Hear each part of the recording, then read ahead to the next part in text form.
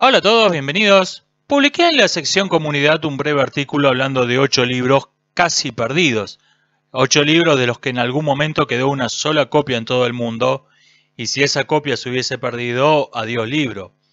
Me preguntaron por la historia particular de estos libros, por la historia de cada uno, y me parece que sería un tema interesante para contarlo. Así que vamos con esto. Empecemos con el de Sabina Spielrein. Sabina Spielrein expuso por primera vez su hipótesis de los dos instintos esenciales en una conferencia de 1912. Resumiendo mucho, la hipótesis dice que en nosotros coexisten el instinto de supervivencia del individuo y el instinto de conservación de la especie. El primero es exclusivamente conservador y se corresponde con la idea de sentido común del instinto de conservación. Pero el instinto de la especie, en cambio, contiene un elemento destructivo, pues para la especie el individuo es algo que, llegado el caso, se puede sacrificar para lograr sus fines. El texto de la conferencia está perdido, pero parece ser que Spielrein citó en abundancia a los presocráticos, el mito platónico del amor, a Schopenhauer y a Nietzsche, en apoyo de sus ideas, para mostrar que tenía precedentes ilustres. Esto realmente molestó bastante a Sigmund Freud, que estaba ahí presente como oyente, y que al terminar la conferencia le dijo que si pretendía que la tomaran en serio, debía fundamentar mejor sus ideas, no podía pasárselas citando a los que llamó filósofos poetas. Este consejo probablemente era atinado, pero contribuyó a empeorar todavía más la oscuridad de una autora que ya de por sí no es fácil de leer. 2 meses después de la conferencia, Spielrein publicó en una revista de psicología llamada simplemente Revista de Psicología, el que es prácticamente su único trabajo teórico publicado en vida, La destrucción como causa del comenzar a ser. Fuera de esto, publicó algunos análisis clínicos, algunas observaciones sobre lo que después se llamó esquizofrenia y sobre el abuso infantil. Este texto teórico es de una oscuridad extrema. La hipótesis que plantea suena muy extraña, al menos la primera vez que uno la oye. Es claramente filosofía camuflada con unas cuantas citas de psicólogos, y al leer el nombre de la autora, la reacción más común de los lectores fue ¿quién? Todo esto contribuyó a que ese artículo pasara sin pena ni gloria. Si bien el haber publicado un texto largo en la revista de psicología, que era una publicación prestigiosa, era algo que sonaba bastante bien en un currículum, pero nada más, el texto no se volvió clásico ni mucho menos. La cosa cambió cuando en 1920 Sigmund Freud publica su ensayo más polémico, Más allá del principio del placer, donde postula una posición radical entre el instinto de vida y un instinto de muerte. La tesis de Freud tiene importantes diferencias con la de Spielrein, y en algunos puntos hasta es exactamente la opuesta. Pero esto sería demasiado largo de explicar y además otros lo han hecho antes y mejor que yo, no viene al caso. Lo que me interesa mencionar es que Freud añadió a ese ensayo una nota a pie de página diciendo que la idea de los dos instintos básicos le fue sugerida por primera vez en 1912 en un ensayo de Sabina Spielrein, al que define como muy rico en ideas, aunque por desgracia para mí no del todo claro.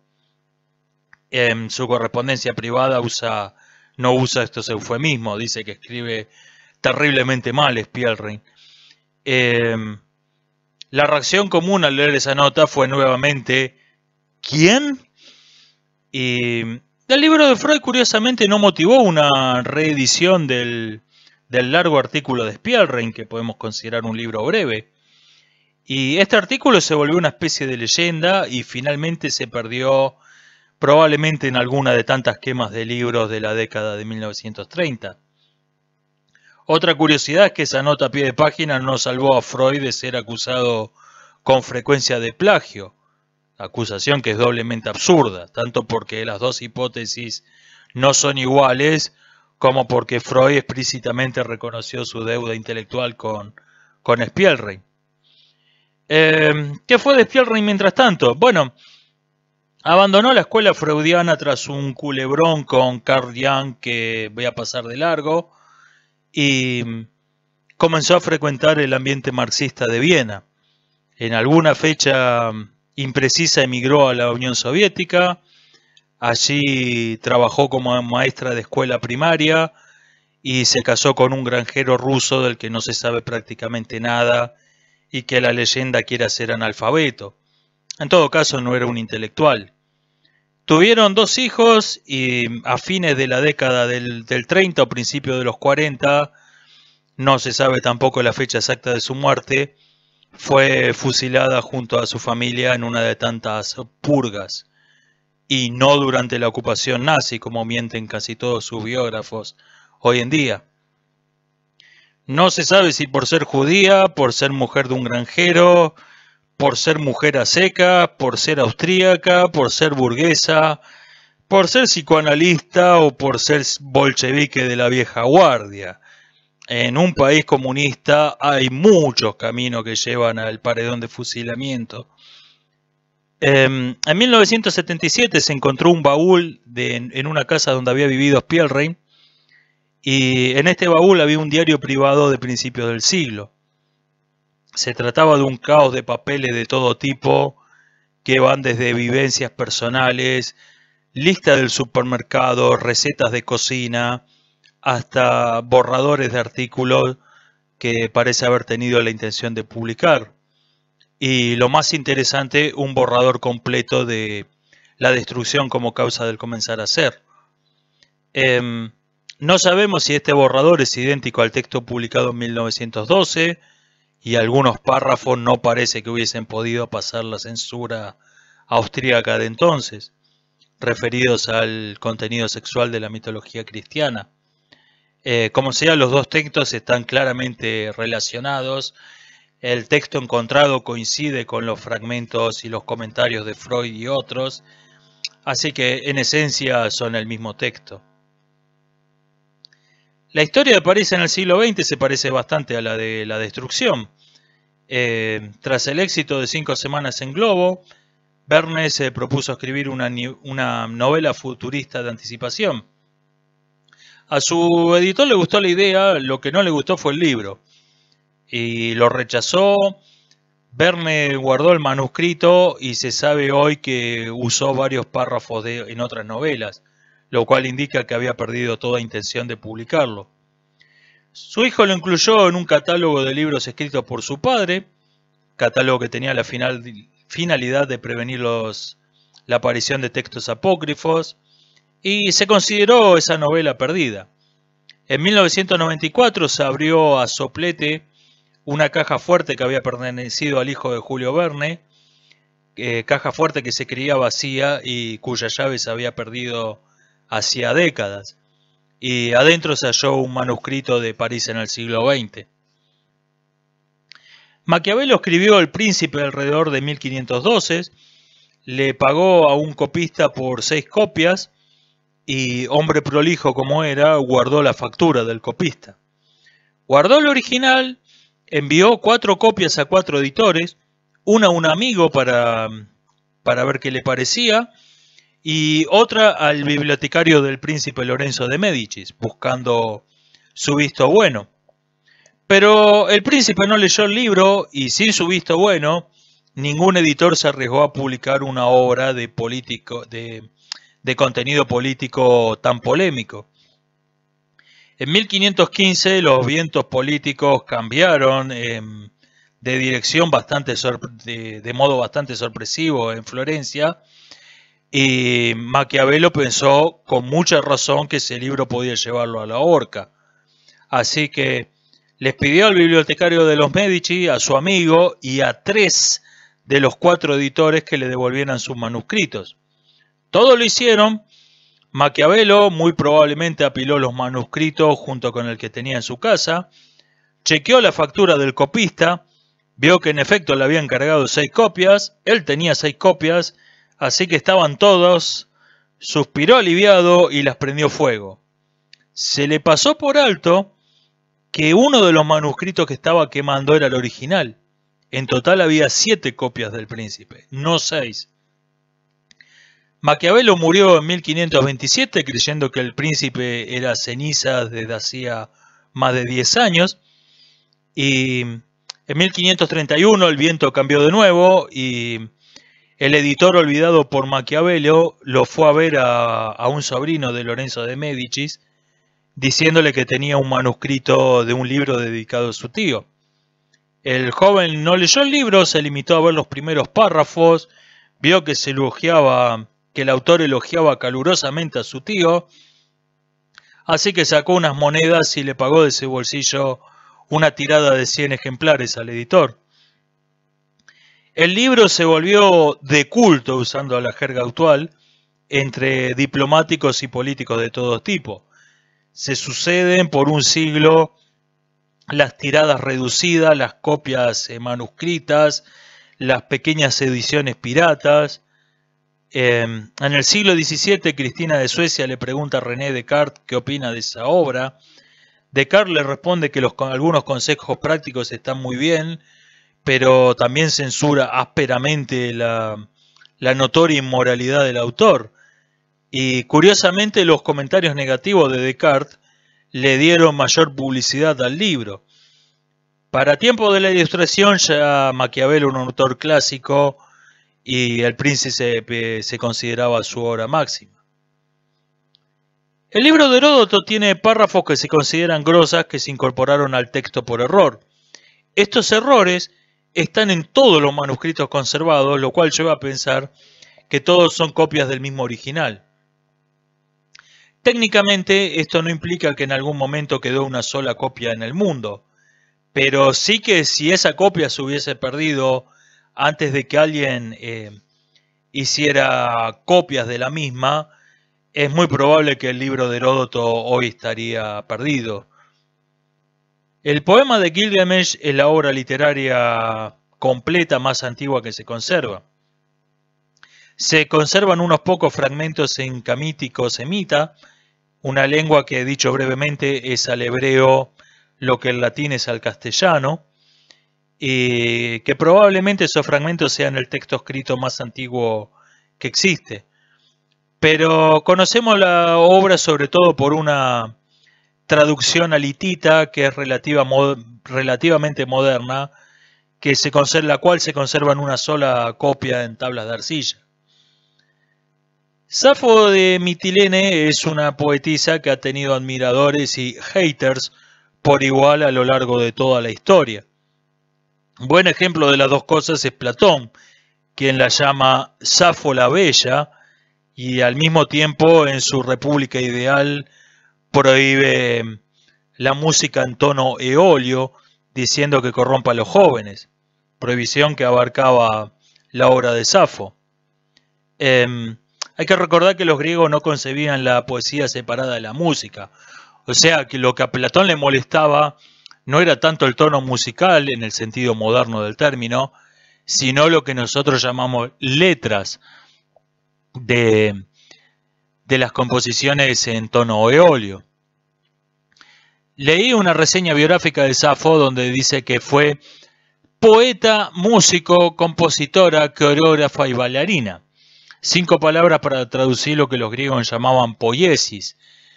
Y el problema con esa traducción no es que en rigor no sea correcta, es que el problema es que al leerla nos viene a la mente la mujer orquesta del circo, la cual te llama la atención por la cantidad de cosas que puede hacer al mismo tiempo, aunque no sea muy buena en ninguna de ellas. Mientras que en la antigüedad esas artes no se especializaron, al menos no hasta la época helenística, porque se consideraba que al hacerlo toda una sola persona, se ganaba en coherencia, se ganaba en armonía entre las partes de la obra.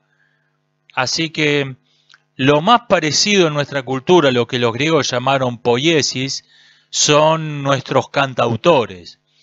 Si bien poeta tiene hoy un sentido muy específico, y si se quiere mantener el espíritu original de esa palabra, yo hubiese traducido que Safo fue una cantautora, hubiese usado este término.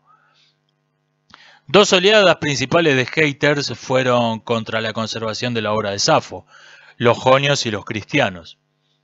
Los jonios, que se convirtieron en la potencia del Egeo un siglo tras su muerte, tenían dos razones para odiarla. Uno, odiaban a las mujeres en general, y dos, la odiaban a ella en particular. Se sabe que Safo fue movilizada durante la guerra lesbo-ateniense, aunque no, lo más probable es que no haya llegado a combatir, pero sobre todo tenía una relación muy cercana con Alceo, el gran poeta de la guerra contra Atenas. Sobre cuál fue exactamente esa relación hay opiniones para todos los gustos. Se sabe que él le declaró su amor públicamente en un poema, cuando ella tenía 13 años y él alrededor de 18, y parece que Safo lo frienzoneó a Alceo.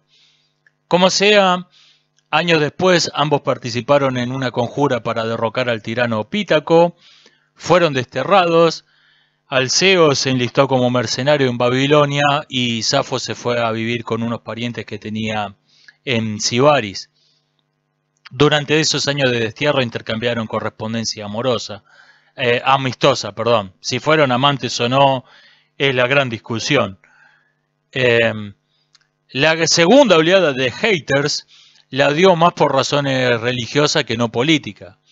Su obra maestra, el Canto a Afrodita, está dedicado a la diosa más odiada por los primeros cristianos. Se sabe que los padres de Safo pensaban hacer la sacerdotisa de Afrodita cuando nació y por algún motivo ese proyecto nunca se concretó, pero claramente la poetisa tenía vocación de sacerdotisa de Afrodita. Esto había sido lo que iba a ser cuando fuera grande, de niña. A estos dos grupos se suma un grupo de haters permanentes que se centran en la temática erótica de su obra y hasta en tiempos modernos fueron los fragmentos de Safo objeto frecuente de quemas de libros. Algunos fragmentos suyos fueron citados para explicar algún recurso poético retórico o como aforismos, lo cual lo salvó del olvido, pero no se conservó casi ningún poema extenso. Muy especialmente se perdió su canto a Afrodita, que había sido muy elogiado en la antigüedad. Y algo curioso es que los defensores de Safo con frecuencia lo fueron con argumentos totalmente extravagantes. En la antigüedad se dijo que hubo dos Safos de Mitilene, una de las cuales fue prostituta. Y como era común en la antigüedad confundir a las personas que se llamaban igual, esta historia coló, se creyó que era probable. Así que mediante este recurso se atribuyó a la Safo prostituta todos los fragmentos y anécdotas incómodas. En la modernidad, por su parte, llamó mucho la atención el uso de pronombres femeninos en varios fragmentos de sus poemas amorosos. Se explicó esto con una hipótesis estrafalaria que, sin embargo, se volvió hegemónica. Se dijo que para Safo todo amor era inspiración de Afrodita, sin importar quién fuera el amado, por lo que cuando Safo dice ella, debe interpretarse que está hablando de la diosa, no del hombre. Y esta hipótesis, que ya de por sí es rebuscada, alcanzó niveles de disparate categoría terraplanismo cuando empezaron a recuperarse nuevos textos a partir de palimpsestos. Un palimpsesto es un manuscrito que se borró para escribir sobre él otra cosa, una práctica que era común en la Edad Media porque el papel no era nada barato. Y los avances en la física en el siglo XIX permitieron recuperar los textos perdidos gracias a la fotografía grumosa, a la luz ultravioleta y sobre todo a los rayos X. Todavía a mediados del siglo XX, el erudito biógrafo de Safo, Arthur Weigel, menciona la hipótesis del pronombre femenino referido a la diosa, aunque solo lo haga para rechazarla por ridícula y decir que esos pronombres femeninos significan lo que parecen significar. Este disparate fue estrictamente académico. Un día va a haber que hablar sobre todas las locuras que se han enseñado en las universidades a lo largo de siglos. Hace poco leí a alguien decir que la ideología del género en los medios académicos es algo que no tiene precedentes, que no tiene que... ¿Sabe la locura que se han enseñado con toda seriedad en las cátedras? Como sea, el sentido común interpretó siempre los escritos de Safo en su sentido más aparente, más obvio. Y en el siglo I a.C., el senador romano Clodio, acusado de incesto, se defendió diciendo que la acusación era absurda porque, cito, todo el mundo sabe que mi hermana es lesbiana, cierro cita. Y ese es el texto más antiguo registrado en que esa palabra se usa en su sentido actual, no como gentilicio. Hasta es probable que sea un neologismo de Clodio, que él haya inventado la palabra. El término se popularizó en Francia en el siglo XVIII como eufemismo elegante de varios términos sexuales bastante groseros que significaban lo mismo. Y un libro donde el término brilla por su ausencia es Psicopatía Sexualis de Krafft Ebing, libro que prácticamente inventó todos los términos eróticos que actualmente hubo en uso. Volviendo a Safo, en la década de 1960, un papiro egipcio escrito en griego, que estaba enterrado en la arena, salió espontáneamente a la superficie en Egipto y lo levantó un tipo que pasaba por ahí. Se dio cuenta de que era antiguo y lo vendió por unas monedas. El carbono 14 reveló que era de la época de los Ptolomeos. Su contenido era claramente una copia del canto de Afrodita de Safo y del que se conservaban un par de versos que figuraban también en el papiro hallado. Digamos para terminar con Safo que otros poemas se han hallado en circunstancias similares, incluyendo una oda fúnebre descubierta en 2010.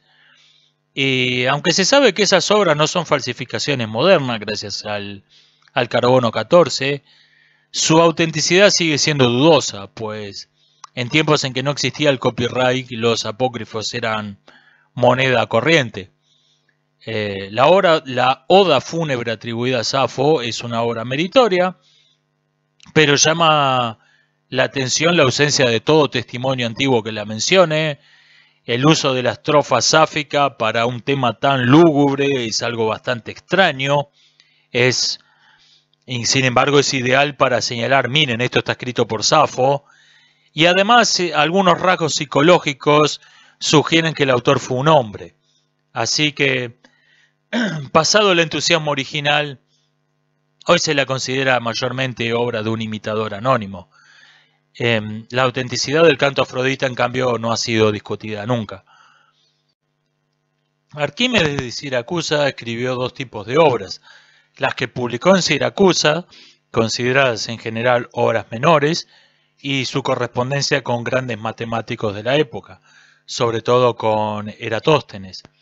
Entre las primeras figura El hombre que contaba arena, considerado hoy como el primer libro de divulgación científica de la historia. En este diálogo se discute la extravagante cuestión de cuántos granos de arena hacen falta para llenar el universo. Esta discusión sirve de excusa para exponer los modelos astronómicos de Hiparco y Aristarco. Arquímedes explica las razones por las que prefiere el modelo geocéntrico de Hiparco al heliocéntrico de Aristarco.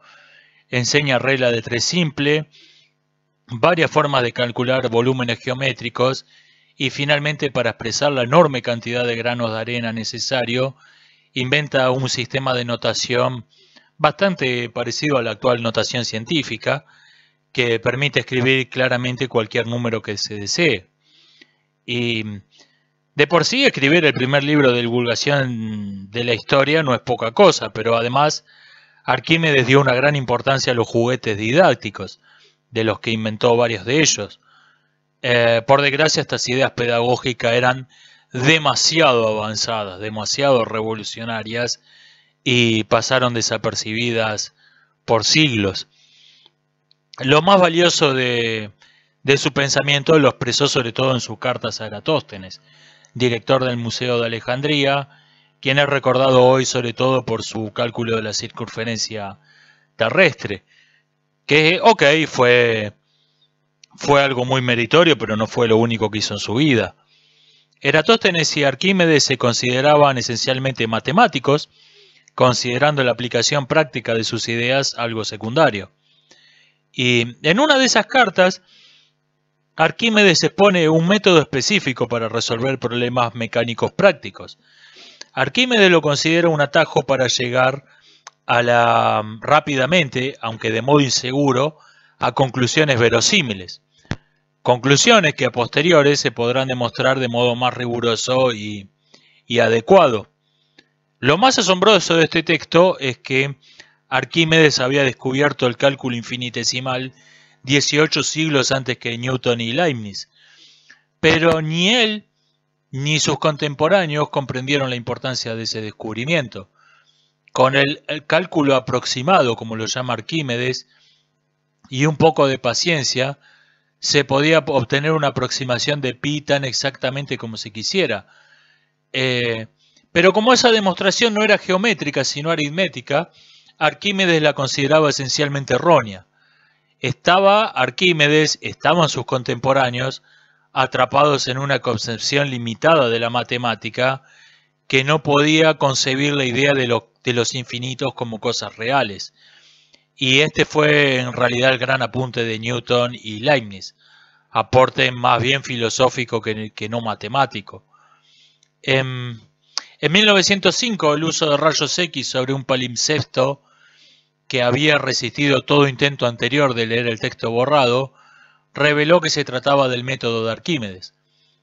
Se lo había borrado para escribir unos himnos religiosos sin el menor valor literario, medio parecidos a las canciones que cantan los evangelistas en las estaciones de ferrocarril. Las reglas para la dirección de la mente o para la dirección del espíritu o para la dirección del pensamiento, según la traducción que prefiera cada traductor, fueron escritas en algún momento entre 1620 y 1629. Por consejo de un editor que consideró esa obra demasiado prematura, Descartes no publicó su pensamiento filosófico hasta 1637, cuando publicó el Discurso del Método, el cual en realidad es una introducción a una obra científica mucho mayor. Lo que pasa es que hoy se publica casi invariablemente por separado. Los escritos científicos envejecen mucho más rápidos que los filosóficos. En 1649 Descartes guardó mucha de su ropa y manuscritos en 2 cofres y falleció en 1650. Tras su muerte, el embajador de Francia en Suecia, quien había sido amigo de Descartes, ordenó hacer un inventario de sus bienes. La ropa y afines se donó a la caridad, los papeles personales se enviaron a sus herederos y los de naturaleza científico-filosófica se los quedó él. Pero poco después se los envió a un discípulo de Descartes en París, Clercellier, creo que se dice, y el barco que transportaba esos manuscritos tuvo un accidente en el Sena y los papeles cayeron al río. Se los encontró 3 días más tarde y se los secó al sol. Clercellier no consiguió escritor para esos escritos póstumos debido al exceso de citas en latín y al carácter disperso de los mismos, que más bien parecen un diario que no un ensayo. El propio Clercellier no los tenía en mucha estima. En alguna parte se refiere a las reglas para la dirección de la mente como ese montón de fragmentos. Así que por una cosa por otra, la primera edición conocida y probablemente la primera edición de las reglas para la dirección de la mente es recién de 1701. Y esta es la historia de estos 8 libros casi perdidos, estos 8 libros o textos de los que en algún momento quedó una sola copia en el mundo. Y repito lo que decía en ese breve artículo, esto nos lleva a pensar en algo bastante melancólico. ¿Cuántos escritos no habrán tenido esa suerte? ¿Cuántos habrá quedado en algún momento una sola copia en el mundo y después 0 copias en el mundo? Y hay un discurso optimista que dice que el tiempo selecciona lo que vale la pena. conserva lo que merece ser conservado y lo que se pierde es porque merecía perderse. Y bueno, tenemos dos argumentos en contra de este cliché optimista. Uno son estos libros que estuvieron al borde de la desaparición y otro es ver la basura que se ha conservado en cientos de copias o también en una o dos copias, pero que se ha conservado. Las gestas Romanorum, los grafitis pornográficos de Pompeya, los priapeos romanos. Así que realmente no puedo suscribir ese cliché optimista. El tiempo, más que un antologista, es un tsunami.